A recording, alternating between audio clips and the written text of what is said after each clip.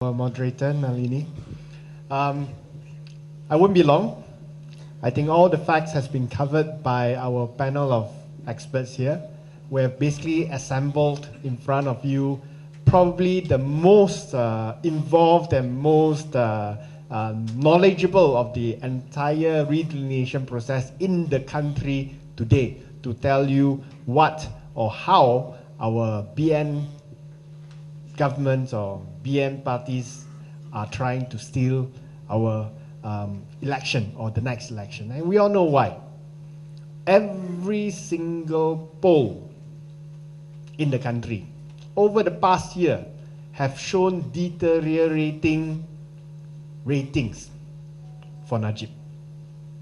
Najib's ratings compared to all previous prime ministers are at the lowest ever. No, his ratings are in the region of some say 20+%, some say 30+%. In the past, Pak La, remember 2008? That time we were so happy his ratings was at 62%. We were ecstatic because it was never seen before. In Malaysia, ratings for prime ministers are always above 70%, if not above 80%. So when Pak La hit 62%, we thought, got chance already. Najib's rating today is, at best, the best rating I've seen in recent months is like 33% or 34%. And some ratings are lower than 30% from all the surveys that has been conducted. So it is clear out there that there is groundswell support for change. Now, of course, the problem is the opposition is in a mess. But that probably is easier. All your fault lah.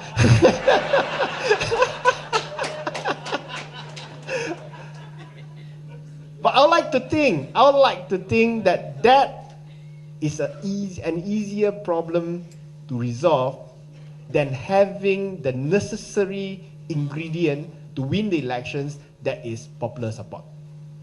Because you can have a very united opposition, but with a country that is very happy with the government of the day, you are not going to see change. So the critical success factor for any election, whether change can happen, has to be whether there is popular content or popular discontent. And I think the ingredients are there for change. And the opposition just need to sort their act out together. We'll get there.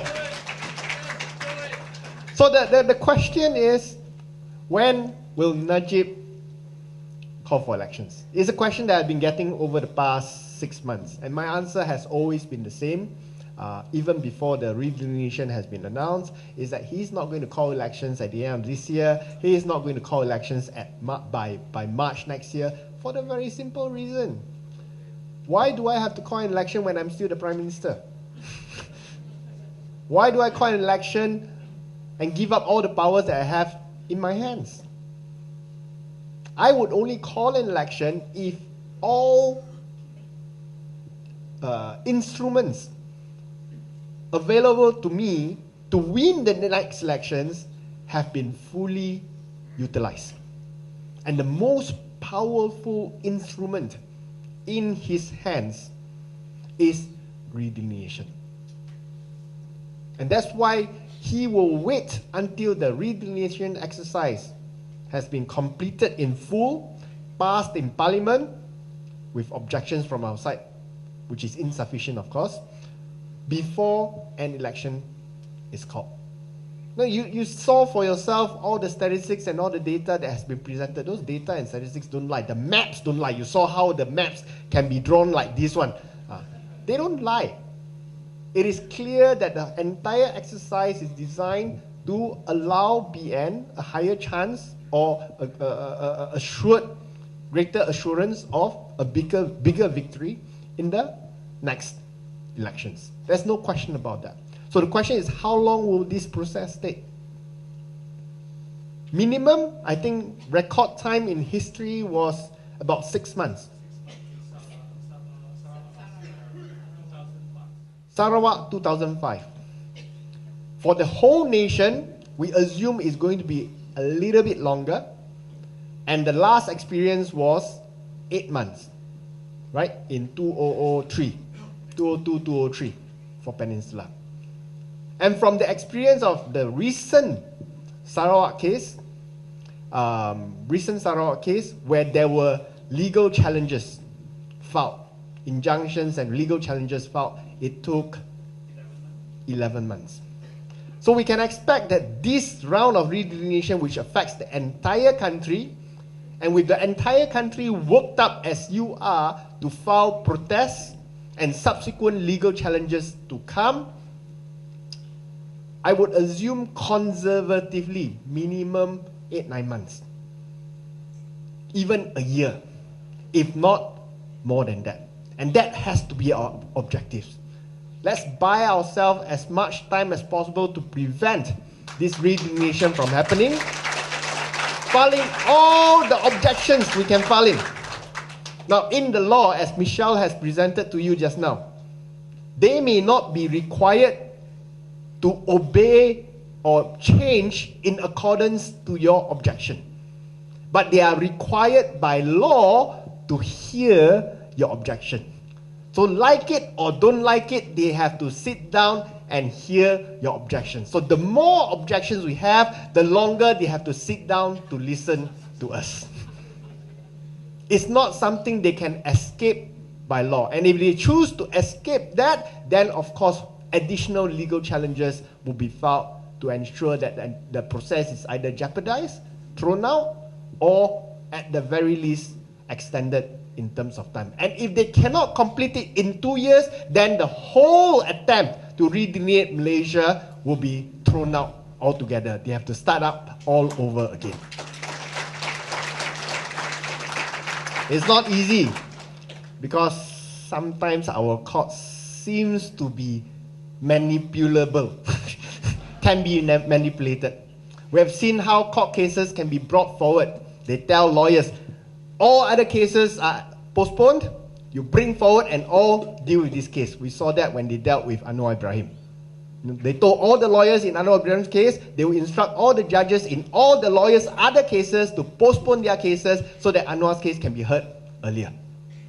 That's what they can do. And we can anticipate or perhaps expect something similar coming up. So what have they done? By right, I don't know whether to be thankful or to be flattered or to be very upset.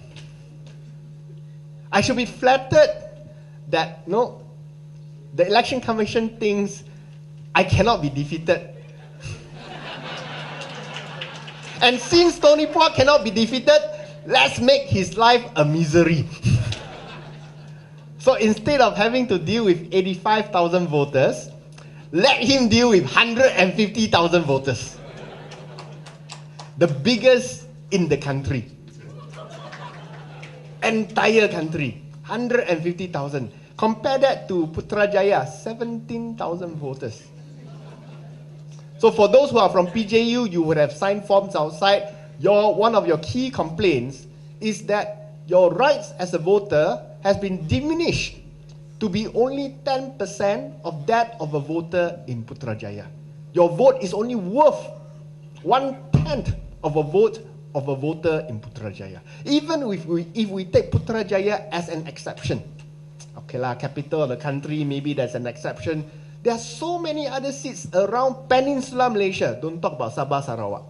Peninsula Malaysia with 28,000 voters, 29,000 voters, 31,000 voters. Padang Rengas, Greek, Lengong, many other seats with those number of voters. Why is your vote worth 1/6 of the votes in these constituencies? 1/6 or 1/7. So that would be one of the major complaints that you'll be covering. But for me personally, it's not only about the 150,000 voters. We all know that Petaling Jaya and Bandar Utama now comes under Damansara. Previously, currently it is under Subang Parliament, under our colleague Sivarasa. but it has been shifted to Damansara, which on paper comes under me, should I continue to contest here or not run away somewhere else. The constituency itself is a migrant community. If I ask you to put your hands up, do you come from Petaling Jaya or do you migrate from some other town in the country? At least half the hall would have been migrants. And if you go to the pasar and you ask, they are all staying in PJ, but they all vote in Ipoh lah, vote in Penang lah, vote in Johor lah, vote in Setiawan lah. You know why? Because Petaling Jaya is a migrant town for people to come in to stay if you work in Klang Valley. So I may deal with 150,000 voters, but the real voter population or resident population that I have to deal with is something like 600,000 people. So my office will be very busy after this with my street lights not working, my drain is clogged, why didn't MBBJ come and repair that bridge that has been broken, etc., etc. No, but that's impossible. And maybe that was the plan lah, so that I don't have time to do anything else.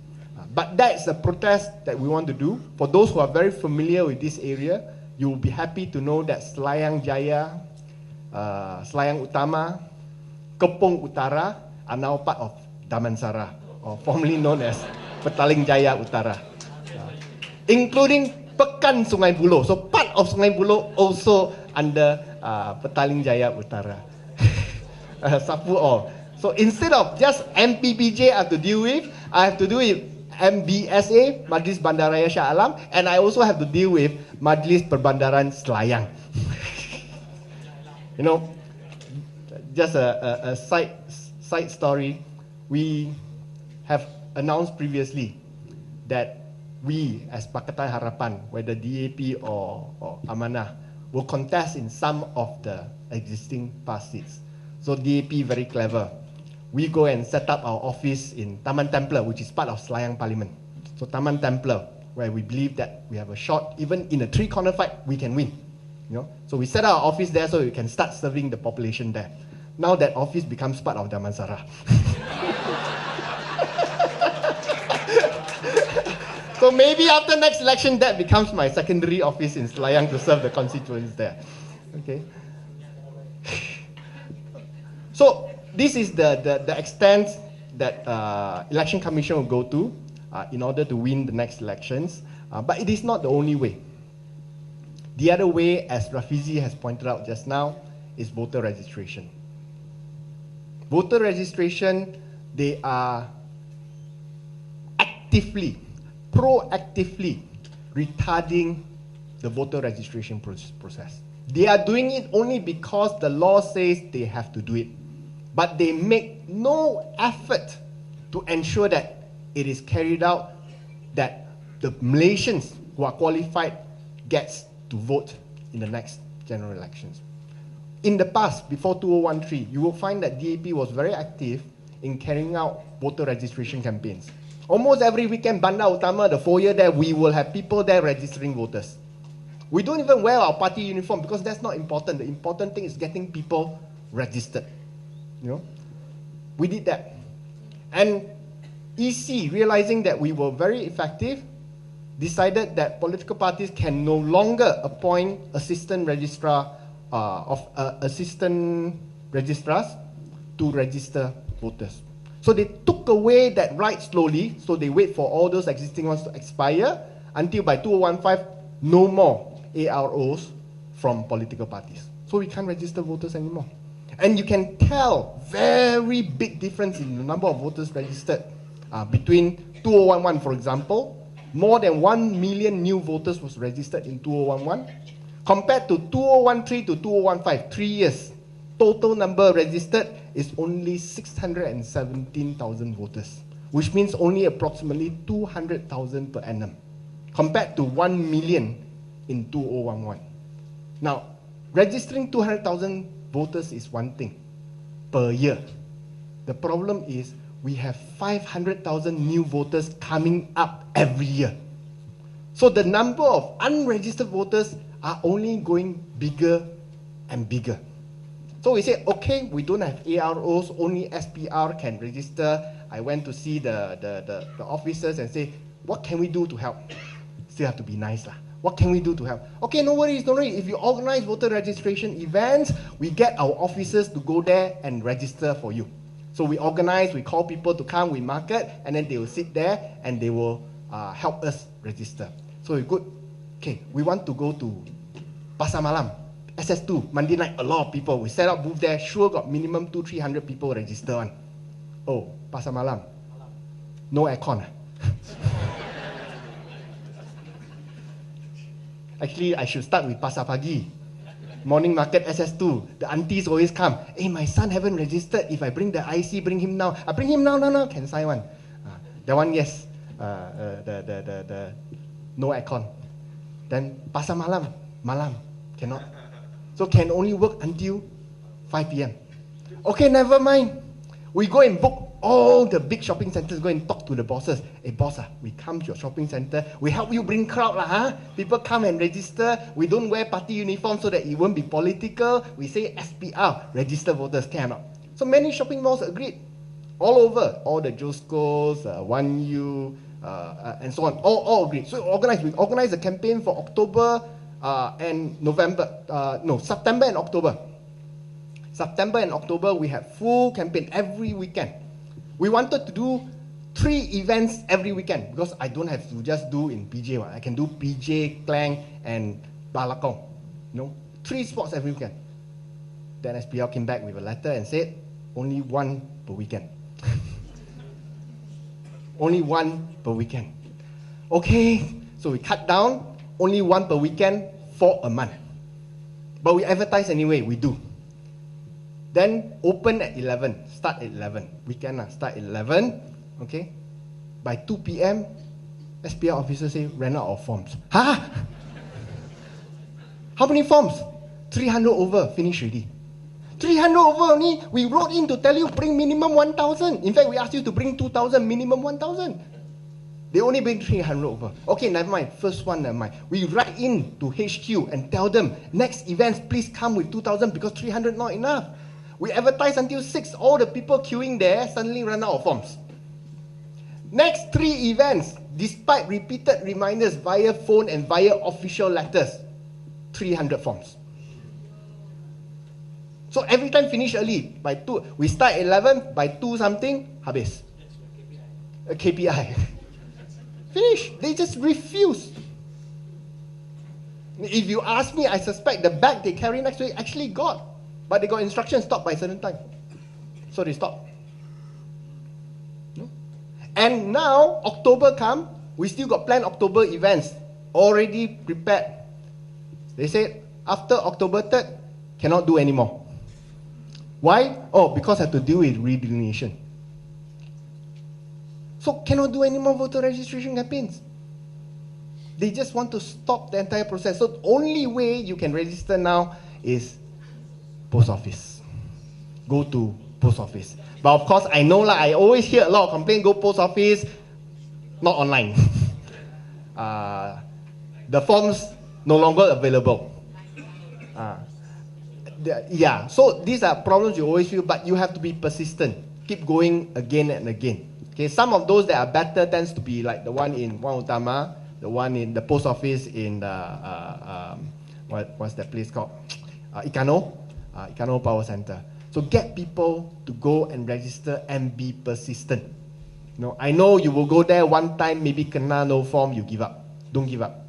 Because elections, while it would not be so soon, I know there was a WhatsApp circulating around saying that if elections in March, the last date to register is 30th of September. Yes, that is technically true, except elections is not likely to be March. Well, tell the boss times is up. What's this?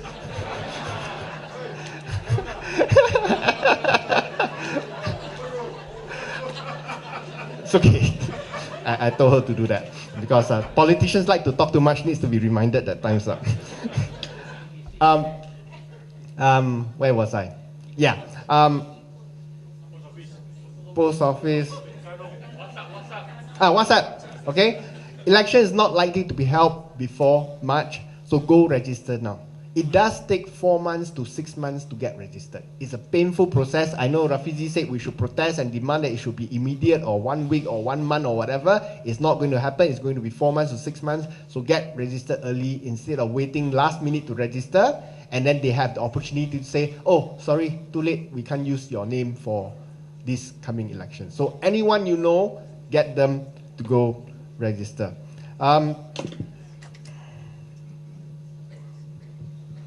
Final words, I think election results will not be delivered on a silver platter. There's no question that there is a chance to win, as uphill as it may look, and that is exactly why we have to work over the next year.